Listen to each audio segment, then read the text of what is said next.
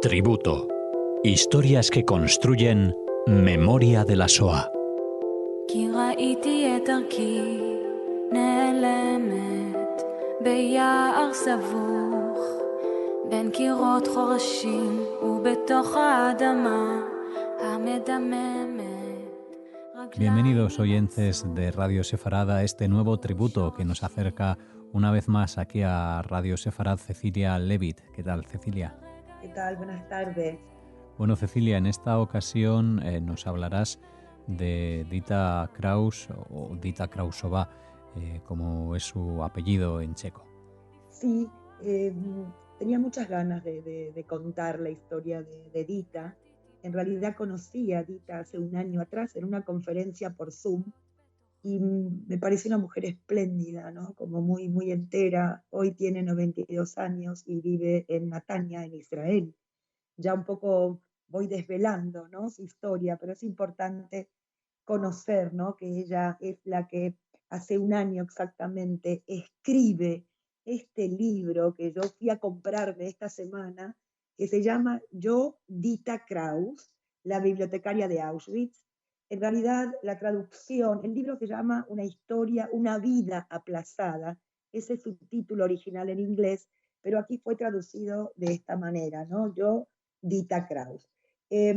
También me parece muy interesante que el personaje de Dita se toca con otros personajes a los que yo les hice un tributo. De más está decir que es una historia conmovedora, que me tuvo toda la semana bastante, sí, conmovida, emocionada, una mezcla de muchísimas sensaciones. Así que voy a empezar a contar un poco su historia. Dita, que en realidad su nombre es Edith, ¿sí? Edith Polak, nace en Praga en 1929.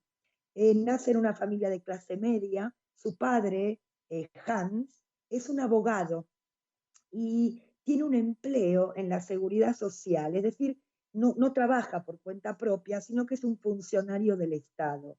No gana un gran sueldo, por tanto, bueno, son como muy cuidadosos con los gastos. Por ejemplo, apartaban dinero todo el año para las vacaciones de verano en Brno o en los Montes Tatras. Su madre, Liesel, Elizabeth, ¿sí?, Adler, es una mujer muy culta, domina muchos idiomas y, y ambos, ¿sí?, ambos padres de Dita habían nacido en Alemania, en Brno, pero se trasladan a Praga poco después de casarse. Y cuando llegan a Praga alquilan un piso, una planta baja, con jardín, con árboles. En ese momento, en esta Europa de antes de la guerra, era muy habitual tener una cuidadora, ¿no? Y hay una chica que se llama María, que es la primera cuidadora en la casa de Dita. Es una chica que tiene 16 años, que fue una gran compañera para Dita a lo largo de su infancia. Eran como cómplices, ¿no? Dita es hija única, no tiene hermanos, con lo cual sale con María, sale de paseo. María le compra limonadas o polos, ¿no?, de los vendedores de la calle, cosas que su madre nunca hacía. El trabajo de María, no era duro, porque, bueno, la casa es una casa, la llamaban la casa eléctrica, es una casa muy moderna, tiene lavadora, tiene calefacción central. Eh, eh, María, por ejemplo, junto con Liz, con la mamá de Dita, se pasaban cocinando, ¿no?, durante 2 horas en la mañana, hacían de todo, hacían pasta fresca, dulces con canela y amapola, mermeladas para el invierno, hervían albaricoque, fresa, cereza, ¿no?, y luego ponían todos estos dulces en tarros de cristal. Dita tiene 3 grandes amigas, ¿sí? Anita, Gerta y Raja. Con ellas, bueno, se quieren, comparten juegos de infancia. También patinaban junto al estadio de invierno. Las fiestas que celebraban, ¿sí?, la familia de Dita junto a estas amigas era, por ejemplo, el día de San Mateo o una cena de San Silvestre. En realidad es una familia judía asimilada.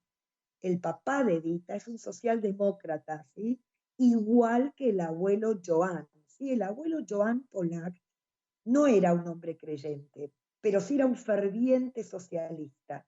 Este abuelo había sido profesor de griego, de latín, y más tarde se convierte en senador del Partido Socialdemócrata en Praga. El abuelo era un hombre muy querido y muy respetado. Y también, bueno, gracias a este estatus del abuelo, Dita, por ejemplo, asiste a la ópera, ¿no?, con sus padres, porque tenía invitaciones especiales, bueno, sí, invitaciones solamente para miembros del partido. Dita describe ese día de la ópera, ¿no? Bueno, era la primera vez. eh, y ella lo que observa es como todos saludan al abuelo, inclusive algunos con una reverencia. A su padre, Hans, le encantaban los libros, leía clásicos griegos, literatura alemana, literatura francesa, pero sobre todo lo que más le gustaba era la historia. En realidad es su padre quien quiere como iniciar a Dita en la lectura o en la buena literatura, cuando Dita tiene aproximadamente 10 años, pero todo lo que le daba era demasiado, ¿no?, para una niña. Por tanto, Dita no muestra mucho interés. A estos padres también les encanta la música. Ambos tocaban el piano bastante bien. Dita disfruta de verlos. Su padre había luchado en la Primera Guerra Mundial cuando tenía 18 años y había caído herido en el frente italiano. Tenía inclusive marcas en sus piernas, ¿no?, de aquellas heridas. Los padres de Dita hacían una pareja muy bonita. Su madre tenía una piel hermosa, era muy bella, y ambos eran muy deportistas, natación, eran muy buenos esquiadores, pero lo que más les gustaba era el montanismo. Tenían toda la indumentaria en la casa, tenían una habitación donde guardaban toda la indumentaria, botas de clavo, cuerdas para ascender por los Alpes, y hacían rutas bastante duras con guías de montaña. Otra cosa que a mí me llamó mucho la atención de esta época era el rol que tenía el sastre, ¿sí? Ellos encargaban las telas y venía el sastre, ¿no? Y con esos géneros que habían comprado, este sastre cosía, confeccionaba la ropa, sobre todo abrigos, trajes, chaquetas, pero a Dita le confeccionan sus hermosísimos vestidos su propia mamá y su abuela. Esta abuela es muy querida por Dita. Estos abuelos también tenían su hogar en Brno, pero se mudan a Praga desde Brno ya en los años 30, sobre todo porque el abuelo se había convertido en senador. Dita es una niña feliz, es hija única, rodeada de amigos, y es muy enamoradiza. Siempre se enamora de algún chico del colegio o inclusive de los hermanos de sus amigas. Su familia había renunciado a la comunidad judía, ¿sí? Por lo tanto, sus hijos no profesan ninguna religión. Y lo mismo, o sea, esto el abuelo de Edita. Y la familia le pasa exactamente lo mismo. Nunca habían respetado Shabbat, nunca habían visto una Hanukkah, ni siquiera habían oído la palabra Pesach o Yom Kippur. La primera vez que Dita escucha la palabra judío fue cuando estaba en tercero de primaria. Corría el año 1938 y Hitler ya había invadido los Sudetes y sus padres ya estaban preocupados. Dita los oye discutir acerca de la posibilidad de emigrar, pero bueno, es verdad que había un tío, un hermano del papá que se encuentra en Palestina, comienza una correspondencia, pero no contemplan esta posibilidad. Primero, por la dificultad, ¿no?, de conseguir la visa, y segundo, no olvidemos que su padre era un abogado y sabía que no podría conseguir trabajo. Después de la anexión de los Sudetes, la minoría alemana de Checoslovaquia se volvió como autoritaria y agresiva. Dita asiste a un colegio de habla alemana y un día en el pupitre se encontró un papel que dice "eres judía". Dita no sabía lo que significaba y le pregunta a sus padres, ¿qué es un judío? Le responden, bueno, es un tipo de persona. ¿Y nosotros somos judíos? según las leyes de Nuremberg, dicen los padres, sí. ¿Y eso qué es? Y es así como su padre le contó que los judíos estaban siendo acosados y maltratados, pero que bueno, eso ocurría en Alemania y no en Checoslovaquia. Pero ya los padres toman una decisión importante y al poco tiempo transfieren a Dita a una escuela checa.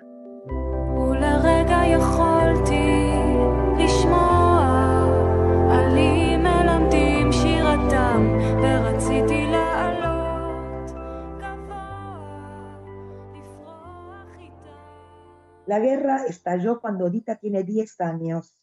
Checoslovaquia había sido invadida por los alemanes y inmediatamente su padre fue despedido de su trabajo por ser judío. Los alemanes requisaron el piso de Dita y tuvieron que abandonarlo rápidamente, encuentran otro y también deciden llevar a los abuelos a vivir con ellos. Este era un edificio antiguo, no disponía de calefacción central ni de las comodidades que tenían. Por ejemplo, debían utilizar las estufas de carbón, llenarlas o sacar las cenizas cada mañana. Los abuelos, por ejemplo, seguían teniendo a su criada, ¿sí? Pero los alemanes ya no tardan en prohibir que no judíos trabajen para judíos, con lo cual esta muchacha tiene que marcharse.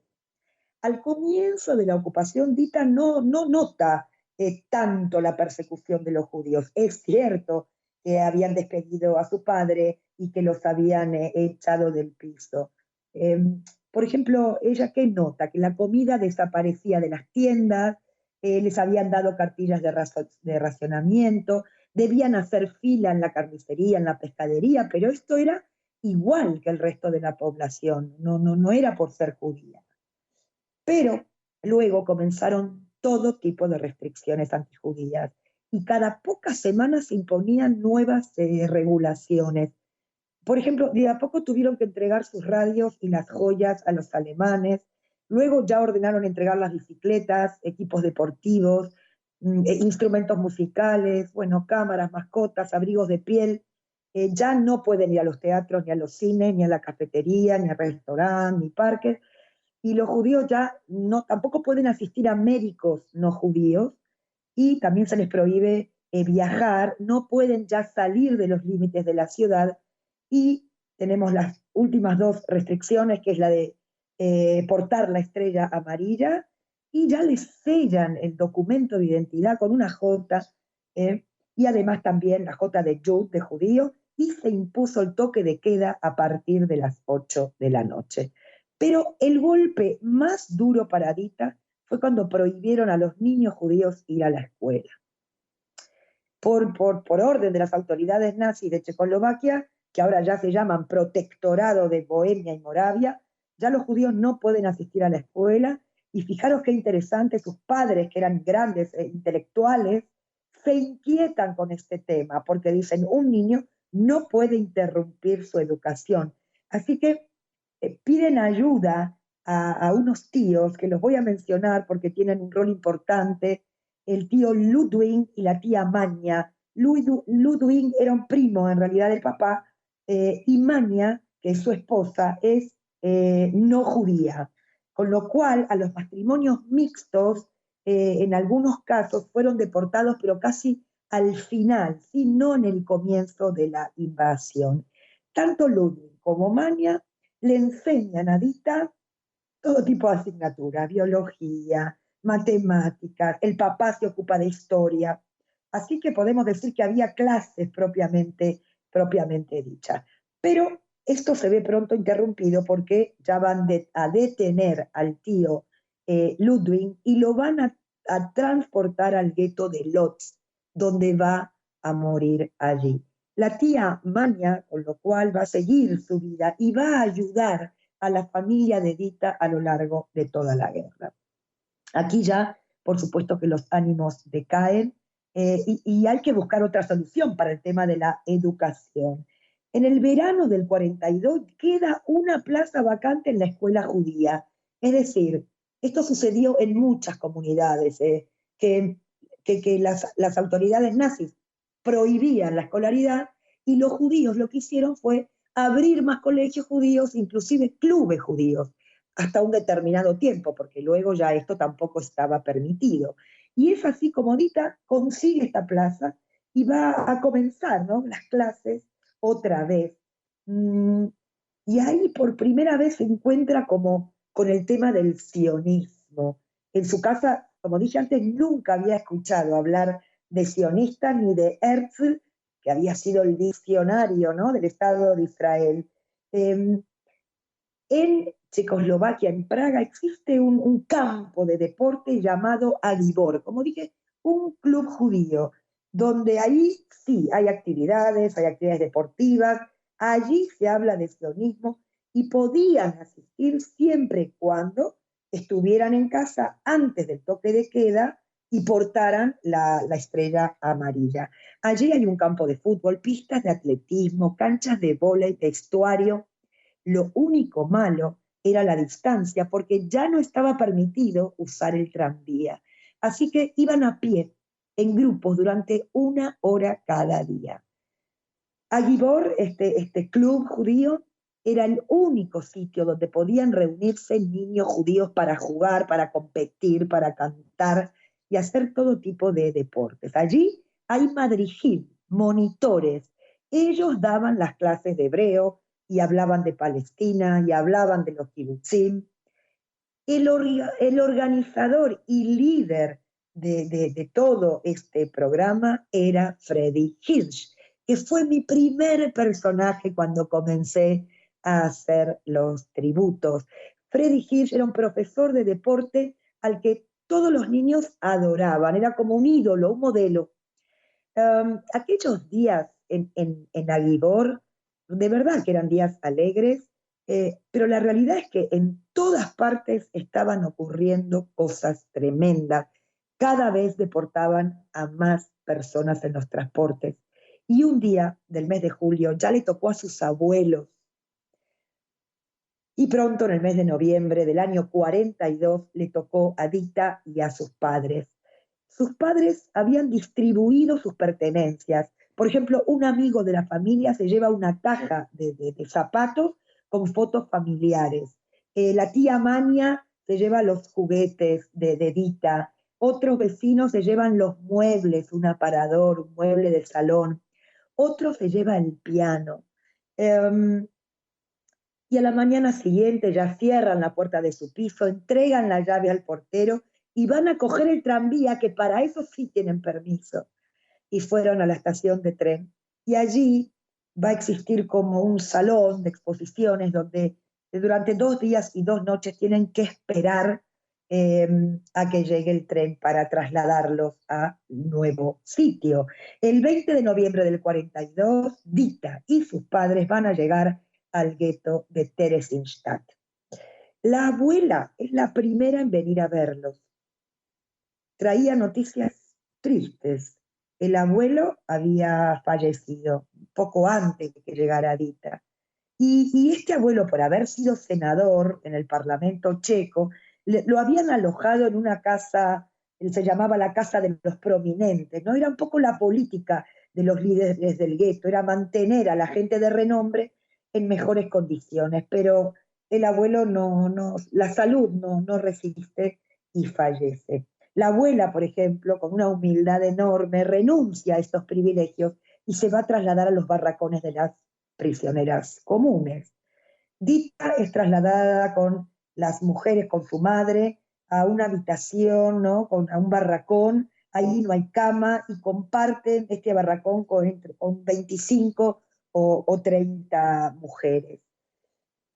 La madre de su amiga Raja la hacen directora de la Heim L410, que era una residencia de niños, ¿sí?, dentro del gueto. Y es así como Dita se va a instalar allí, consigue una cama con su amiga Raja, y a partir de ahí podemos decir que disfruta de la convivencia con las chicas. Estas chicas leían mucho, especialmente poesía, o leían autores famosos que luego comentaban. Cada una de estas chicas había traído 1 o 2 libros de casa, ¿no?, en su mochila, y los intercambiaban. Las clases se imparten de manera clandestina, lógicamente, después de trabajar. Estudian las mismas asignaturas que tenían en el colegio. Hay profesores, ¿no?, especializados. Tiene su maestra de pintura que la va a introducir en el mundo del arte. Pero lo que más le gustaba era ensayar la ópera Brundibar. Era una ópera para niños. Las actuaciones eran en un barracón grande, con un pequeño escenario decorado. Hicieron 25 representaciones.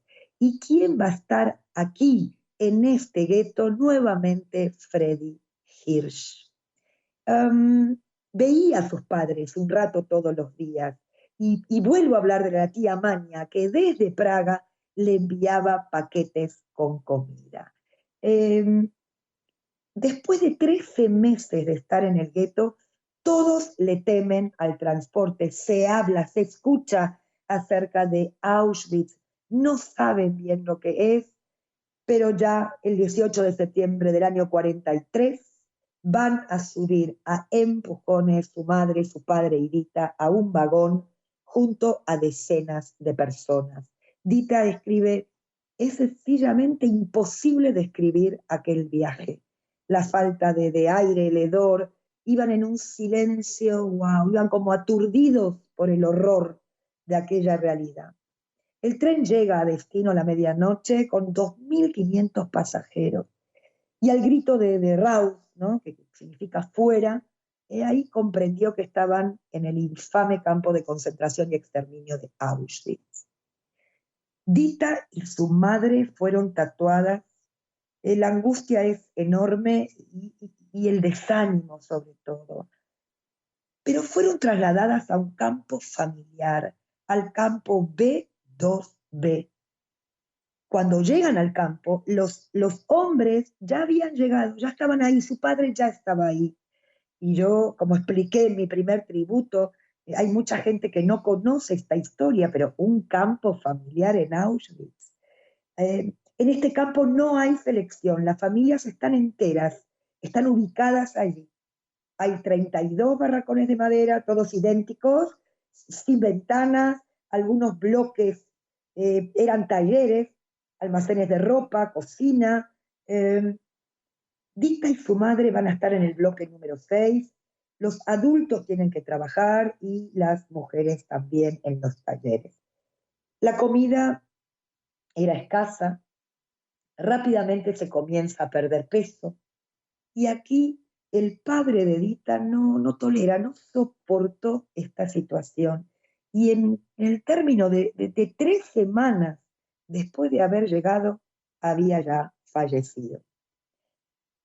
Durante el día los niños estaban en el bloque 31, que era el Kinderblock, porque Freddy Hirsch, aquí en Auschwitz, había convencido a los SS que les diera un bloque para que los niños tuvieran un lugar para estar. Y lo consigue. Dita tiene ya 14 años, no es una niña, pero se convierte en ayudante de Freddy Hirsch y de otros monitores. Freddy la hace encargada de la biblioteca más pequeña del mundo. Dita supervisaba los 12 libros que componían la biblioteca. Y atención con este nombre: Otto Kraus es uno de los madrijim, es un monitor, es un educador que se reúne con su grupo, con sus niños de 12 años, cerca del sitio donde está Dita. Estos monitores crearon para esos niños una especie de refugio en medio de aquel infierno.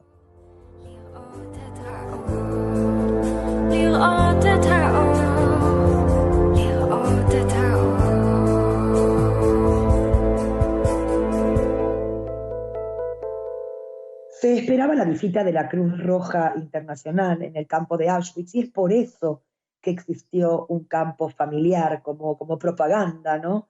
Había que demostrar que las familias se mantenían unidas, pero la realidad es que esta visita nunca ocurrió y todas las familias fueron enviadas a la cámara de gas, inclusive Freddy Hirsch. Solo un puñado de personas fueron seleccionadas para trabajar y este es el caso de Dita y de su madre. que ambas, junto a otras prisioneras, fueron enviadas a trabajar a Hamburgo. A partir de aquí, lo que sucede es el trabajo esclavo en diferentes campos, no uno ni dos, aproximadamente 3 campos estuvieron trabajando sin pausa, ¿no? ¿Qué hacían? Limpiar escombros y desechos después de los bombardeos de los aliados. Por ejemplo, cerca de Hamburgo había una refinería de petróleo, que eso sí era un objetivo de los aliados, y rápidamente había que reparar. Entonces, bueno, ese era el trabajo, ¿no? Reparar estas ruinas. Aquí ya ella va a entablar amistad con algunas chicas que van a servir de apoyo, ¿no? Para superar la nostalgia, el dolor, sobre todo, ¿no? Por la enfermedad, por la soledad. Y ya en la primavera del 45, ya nuevamente son trasladadas a otro barrio de las afueras de Hamburgo y van a acabar finalmente en el campo de Bergen-Belsen, donde ambas fueron liberadas por los británicos. Esto merece un capítulo aparte, ¿no? Porque estos sobrevivientes no tienen dónde ir. Los británicos van a ayudar a estos sobrevivientes, por supuesto, con errores, pero se tienen que quedar los prisioneros. Dita y su madre no tienen dónde ir, y inclusive Dita, un poco atrevida, consigue un trabajo como de intérprete, porque su lengua de madre es el alemán, había aprendido inglés, y va a ayudar, ¿no es cierto?, a los británicos a hacer estas traducciones. Y como dije, se quedan ahí recuperando un poco de fuerza hasta el mes de junio. Pero lamentablemente el campo está totalmente infectado, hay una epidemia de tifus, y es así que su madre, que había aguantado toda la guerra, enferma y muere allí en Bergen-Belsen. Y Dita está sola, ya no tiene a su madre, y lo que hace es regresar a Praga. Y para su sorpresa, su abuela estaba viva y ya había llegado a Praga. ¿Y quién la va a recibir también? Su tía Mania. Su tía Mania le abre las puertas de su casa y pronto ya la abuela y Dita van a vivir juntas. No es fácil rehacer esta vida después de tanta pérdida. La abuela va a intentar educarla, acompañarla. Dita tiene 16 años, no tiene estudios, cuesta mucho conseguir la documentación, volver a tener un documento, todo es una burocracia muy complicada, pero de a poquito vuelve a salir con sus amigos, pero ella se encuentra extraña, ellos hablan de temas que ella desconoce. No olvidemos que desde el 42 entra al gueto de Terezín y ya estamos en el 45. Ella siente que no tiene nada para aportar, son como 2 mundos paralelos. Pero en Praga se va a encontrar con Otto Kraus, aquel monitor que mencioné, que la reconoce inmediatamente y le dice: tú eras la niña de piernas largas que cuidabas aquellos libros. Otto es mayor que Dita, también es un sobreviviente. Otto había perdido a toda su familia. Pero comienza entre ellos una relación, ella se siente protegida por Otto. Otto es muy resolutivo, ¿no? La situación es muy caótica, pero al poco tiempo ya comienzan a salir y son novios. Otto vuelve a estudiar a la universidad, Otto estudia literatura comparada, inglés, filosofía. Dita también va a retomar sus estudios, no nos olvidemos que lo dejó en 5º de primaria. El país, como dije, seguía en caos, porque, bueno, 6 años de ocupación. Y Otto y Dita ya van a celebrar su boda en el año 47. A Otto le fue devuelta la fábrica de sus padres que sus padres habían tenido que vender a un alemán que nunca pagó en realidad porque las cuentas de los judíos habían sido confiscadas. Después de mucho pelear y mucho trámite, por fin Otto es nombrado propietario, no dueño exclusivo de esta fábrica, la fábrica Kraus, que había sido de sus padres. Aquí Otto comienza a escribir, ¿sí? Su gran pasión es la escritura, y publica su primer libro, que se llama Tierra de Dios, que es un éxito en Praga. Ya Otto pasa a ser considerado como un joven autor, ¿no? Prometedor. Dita se siente como, bueno, viva nuevamente. Ahora tenía un marido bueno, que era famoso, una casa cómoda, un jardín, hasta un coche viejo, y algo importante es que recupera las fotos de su familia, recupera el piano, recupera los muebles. Y es allí, en esta casa, donde va a dar a luz a su primer hijo, a Peter. Eh, y las cosas podemos decir que se iban encaminando. Pero en el año 48 ya vino el golpe comunista. Los comunistas se hacen con el poder y el cambio ahora es radical, el cambio de actitud. Ahora se impone un ambiente que va a cambiar la vida de todos. Si, por ejemplo, querías enviar a tus hijos a estudiar, tenías que convertirte en un miembro del Partido Comunista. Ya se emiten comunicados de ciudadanos leales y sin este papel ya no podías conseguir empleo. Todas las fábricas y negocios de propiedad privada fueron expropiadas por el Estado. Se llama la nacionalización. Y la fábrica Krauss, aquella por la que él había peleado, fue una de ellas. ¿Sí? A partir de ese día, Otto ya no era director. La fábrica pasaba a ser propiedad del Estado. El régimen era de verdad cada vez más opresivo. El entorno de Otto y de Dita, sus amigos, comienzan a emigrar a Israel. Otto era un sionista ya desde antes de la guerra, ¿no? Él sí soñaba con vivir en un kibutz, hablaba de la aliá, de esta emigración, de llegar a tierra de Israel. Sí, se plantea como una solución. Y finalmente deciden, después de muchísimos obstáculos, conseguir el visado de salida de Checoslovaquia, ¿no? Porque además estaba prohibido sacar dinero de la República. El momento más triste y duro es la despedida de la abuela. Esta abuela no quiere ir con ellos. Y bueno, llegan a Israel. Israel es todo un reto, todo un desafío. Los primeros años fueron muy duros. Vivieron en tiendas de campaña al principio, que no tenían baño, por supuesto. Luego se fueron estableciendo en un kibutz. La vida del kibutz era muy dura en aquellos años. Los niños no dormían con sus padres, sino que dormían en un hogar para niños. Era un Israel que recién estaba naciendo. Finalmente abandonan el kibutz, se vuelven a mudar hasta que despacito van consiguiendo trabajo. Para Otto toda su carrera profesional en Israel se vio frustrada porque él escribe en inglés, se traduce al hebreo, pero sus libros no tienen éxito. Finalmente se convierte en un profesor de inglés. Dita se va a dedicar al arte, a la pintura.